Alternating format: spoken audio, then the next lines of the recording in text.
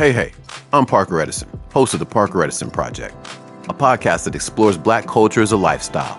In our latest episode, Dan Charnas pops in to talk about the city of Detroit. Even then, I remember when Mike Ross, the owner of Delicious Vinyl, said we knew that Jay Swift was leaving the Far Side, and Jay Swift was their incredible producer. And I was so concerned for the Far Side, like, what's the Far Side going to do now that Jay Swift is gone? And Mike Ross said, no problem. We got this kid from Detroit named JD, who's coming in to produce. And I said, Detroit? What? The PE Project, available now. Subscribe and listen wherever you get your podcasts.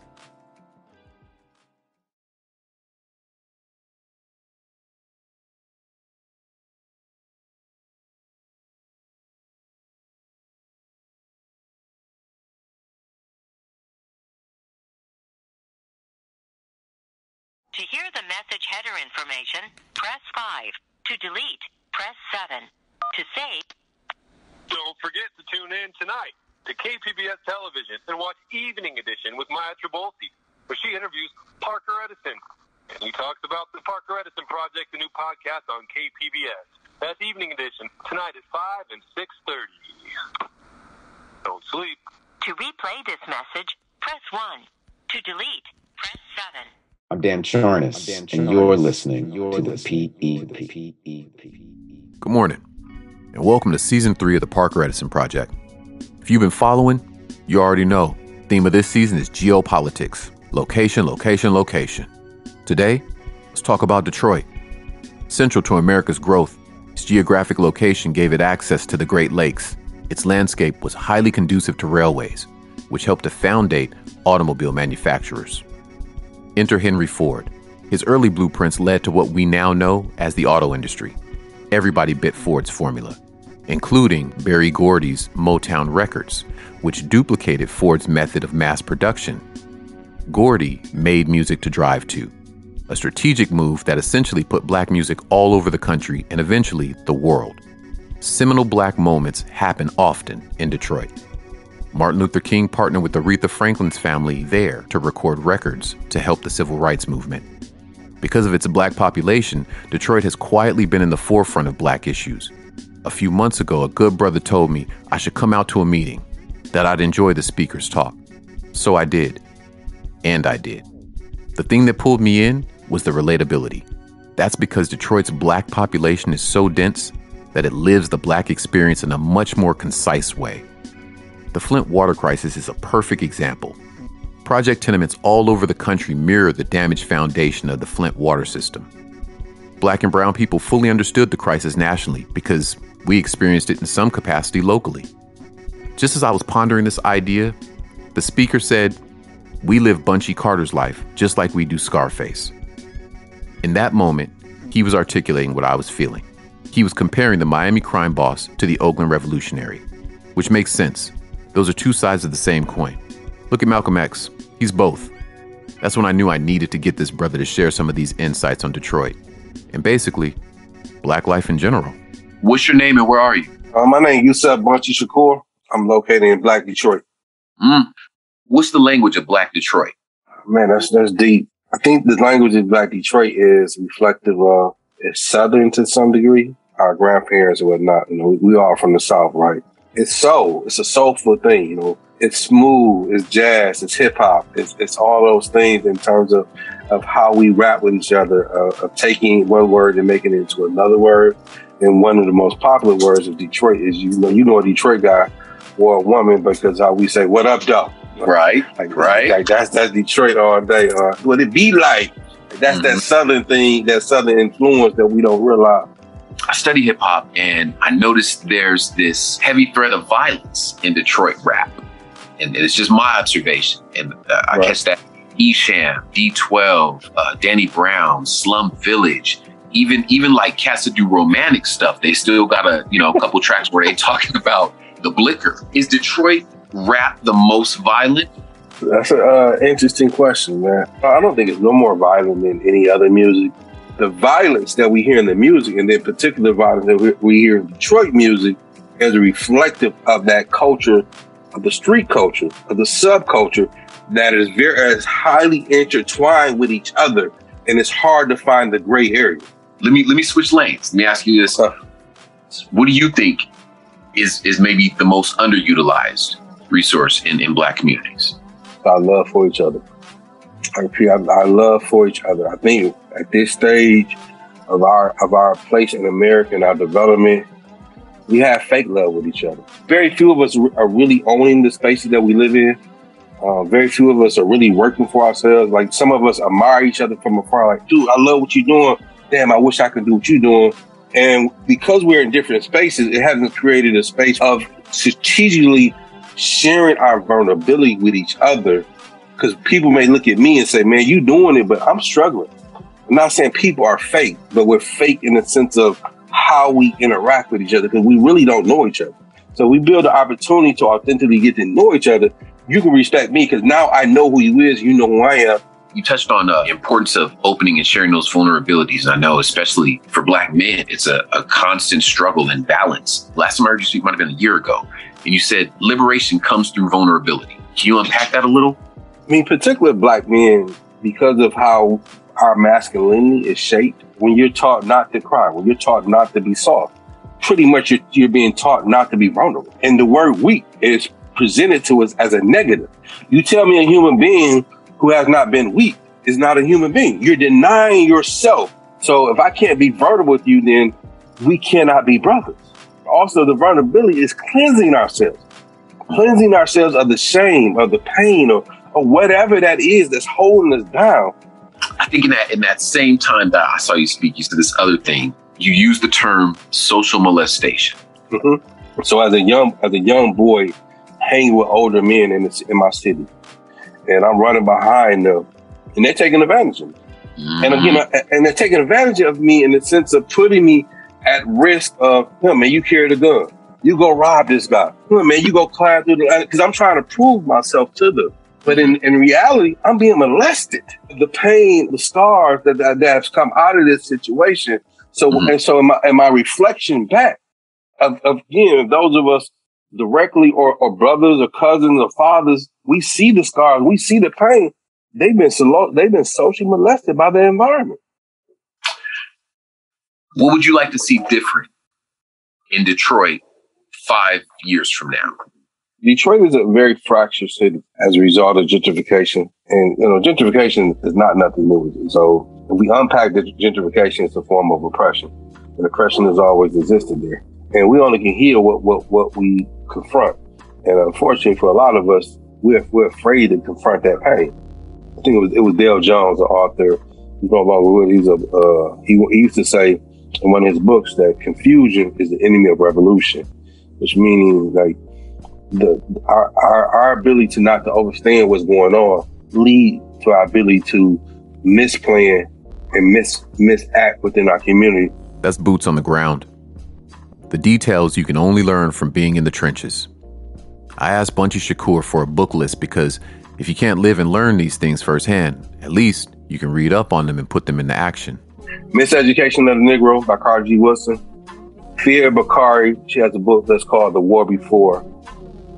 The autobiography of Booker T. Washington. The autobiography of Frederick Douglass. Black Women in White America. A smart person learns from their own mistakes. A wise person learns from others. Let's take a quick break. When we come back, we'll chat a little more about the Detroit. And we'll see what time it is with my guy, Dan Charnas. Give you a hint, it's Dilla time. Stay tuned for more of the PEP. Hey folks, my name is Bob Surratt. I'm a librarian and host of Listener's Advisory, the San Diego Public Library podcast. Listener's Advisory is the audio access point that connects users with SDPL services, facilities, and staff. Tune in twice monthly for a mixture of narrative-driven segments, in-depth interviews, and roundtable discussions about everything from professional recommendations to community-centric matters. Find us wherever you get your podcasts or at mysdpl.org/listeners advisory.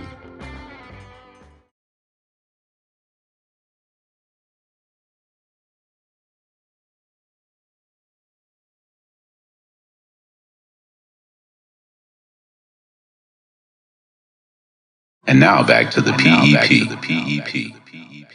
We left off on a suggested book list from a real live revolutionary. This is a great place to segue because my next guest is an accomplished author.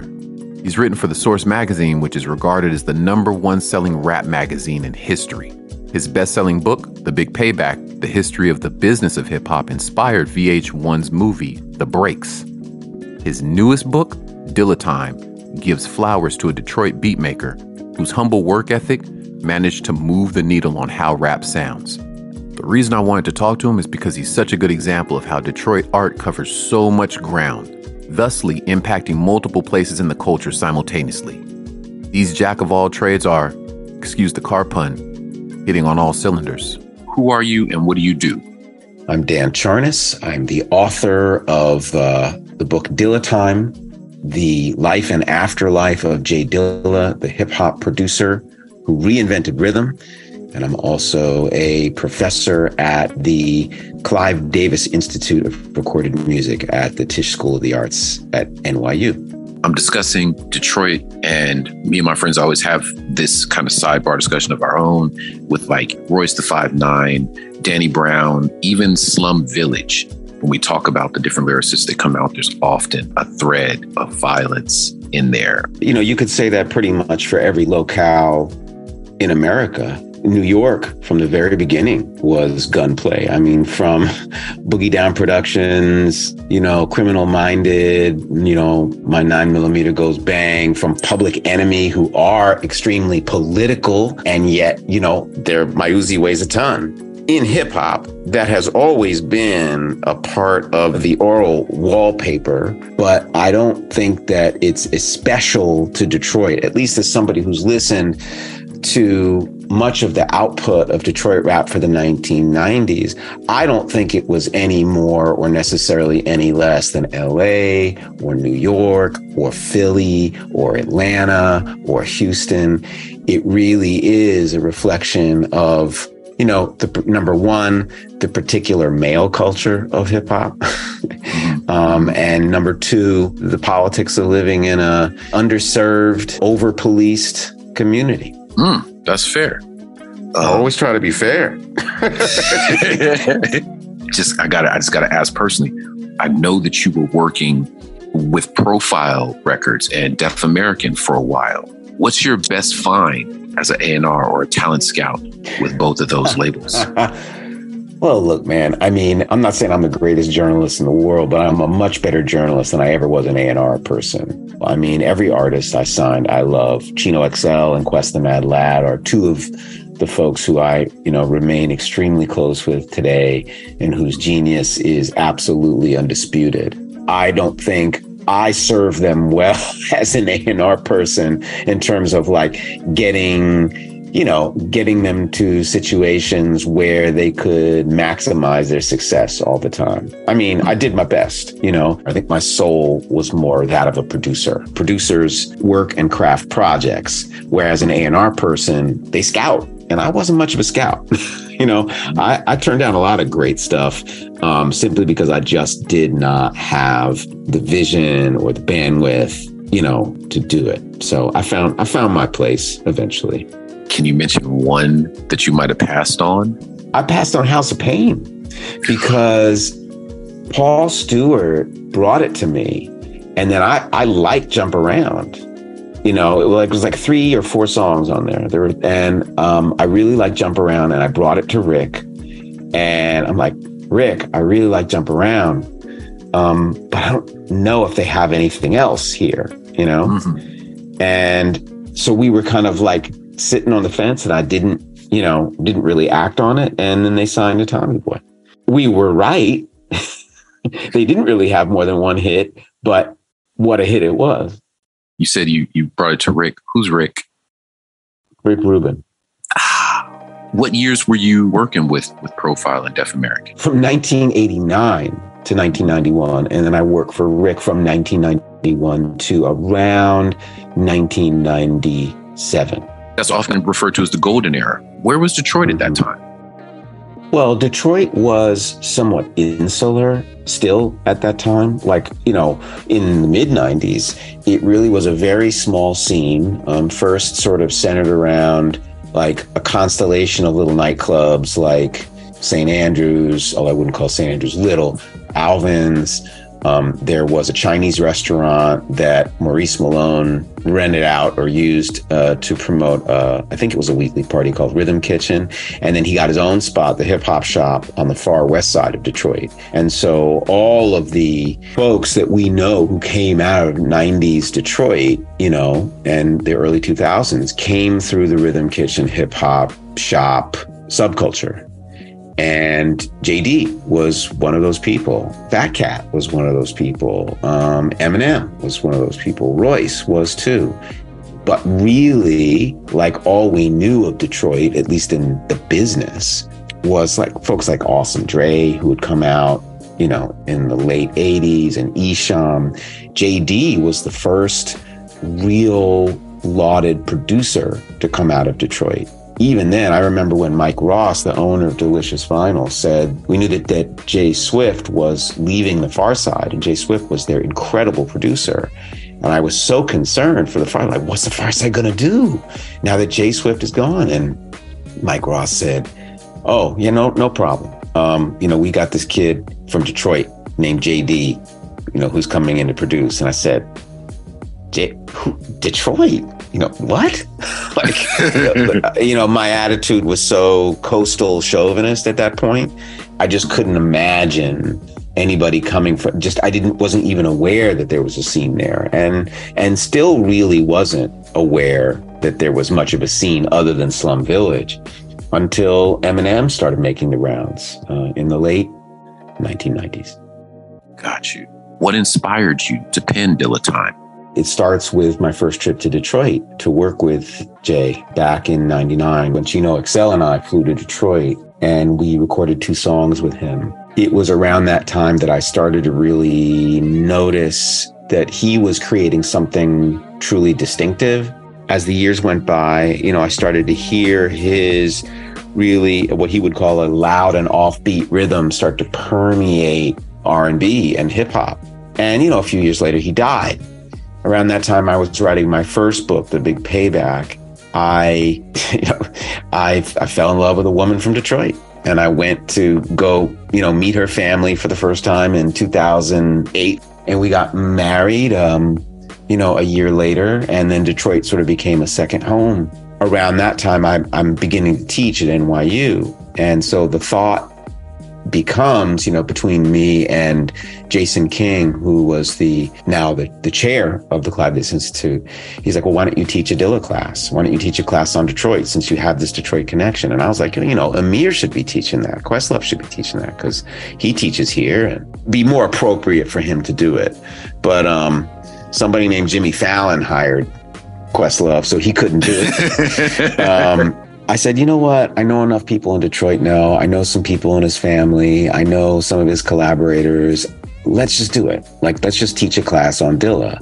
And part of that class was taking all 20 students on a field trip to Detroit from New York. And that was pretty special. Ma Dukes was a part of that. And also I was very friendly with a lot of his friends too. So I had a certain degree of access to his world that maybe another teacher wouldn't have had. But I was also super frustrated with the way that people wrote about his music or the way that people misinterpreted his music. I really felt that he had done something quite revolutionary in rhythm that people had not put their finger on. And so that's when I just said, F it, I'm going to do it. I'm going to, I'm going to write a book about his musical genius. But I'm a reporter by nature. And so as I start reporting the book, that muscle starts to take over and it becomes a biography of Dilla. But not just a biography of him, it's a biography of the city. It's a biography of rhythm. It's a biography in some ways of a community. Jay was part of a larger thing, not just a Detroit thing, but obviously a music thing, an African-American thing, and, a church thing. It's all important. Do you think Dilla's success is an extension of that Detroit Motown music legacy, or is it something separate? He's absolutely a part of that Detroit continuum. And that's one of the things that I argue in Dilla Time, for sure. What riveting and exciting things are you working on these days? Teaching. I'm teaching at Tisch. That's what I'm doing. My full-time job, teaching these kids music history. We are working towards a Dilla documentary, which will be executive produced by Questlove and directed by Joseph Patel. And, always working on some new stuff. And we're here for all of it, Dan. Both my guests did this thing where they discuss how the topic relates to people in real time. And I'm wondering if maybe that's just a trait of Detroit. Heart and soul. Not in the cliche way of people loving each other or something like that. More along the lines of just being passionate, whether it's politics, education, music. Speaking of music, this is my disclaimer. If you're a Detroit rapper or a rap fan, no disrespect to your city or its rap lineage. This is just one rap fan throwing out some opinions and getting new ones. I'm talking about it to learn about it. Fair? With that said, I'm going to close the show with an exclusive track you can only hear here on the PEP. This is a wild combo. Detroit's Guilty Simpson and San Diego's Max Carnage. Detroit rhymes, California beats. This track is called Liberation, the Q Lazarus remix. Listen now and rewind it 2 times. Let's go. It's that fire. Hey, Templeton Ride got me on 5. What I put in the wind got me on 10. Where I'm from, we won't break or bend. Learn real quick who gon' sink or swim. They'll break all your limbs and take out the SIM card. Sip hard, liquor with my Tim's on. In the lab where I'm in songs, where I write how I did wrong. I did a rip in the big bong. You can hear the water bubble. Riff-raff brought all the trouble. That filth will take a quarter of you. You're not whole when the block rolls. I got flow so the stock rolls. Queuing up like it's hot cold. What I observe is optimal. You're mad cause I got it though. I got soul, we got it on lock mode until the shop's closed. What? Yo, check me out, yeah. Hit the clown in the crown, set him down, yeah. Killer style, Motown, get him down, yeah. Get the crowd, get him loud, get him wild, yeah. Check me out, yeah. Hit the clown in the crown, set him down, yeah. Killer style, Motown, get him down, yeah.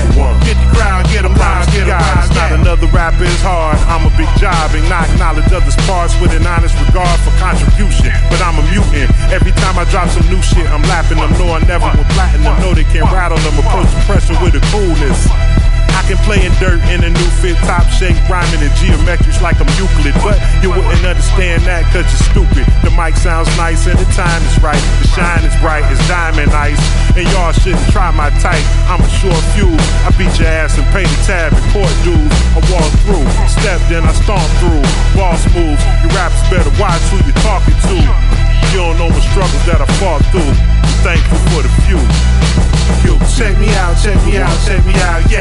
Hit the clown in the crown, set him down, yeah. Killer style, Motown, get him down, yeah. Get the crowd, get him loud, get him wild, yeah. Check me out, yeah. Hit the clown in the crown, set him down, yeah. Killer style, Motown, get him down, yeah. Get the crowd, get him loud, get him wild, yeah. Thanks for stopping in. Parker Edison Project is produced and hosted by yours truly, Parker Edison, and the good people at Platform Collection. Be sure to subscribe and catch the next episode on Apple, Spotify, or wherever you get your podcasts. If you have any comments or questions, visit theparkeredisonproject.com and please leave a review so people can see what you think of the show. My guy Chris Reyes is our head editor. Adrian Villalobos is media production specialist. Lisa Jane Morrisette is Director of Audio Programming and Operations, and John Decker is Senior Director of Content Development. This programming is made possible in part by the KPBS Explore Content Fund. Hey, I love saying that because it reminds me of Sesame Street. Seriously, y'all stay safe out there.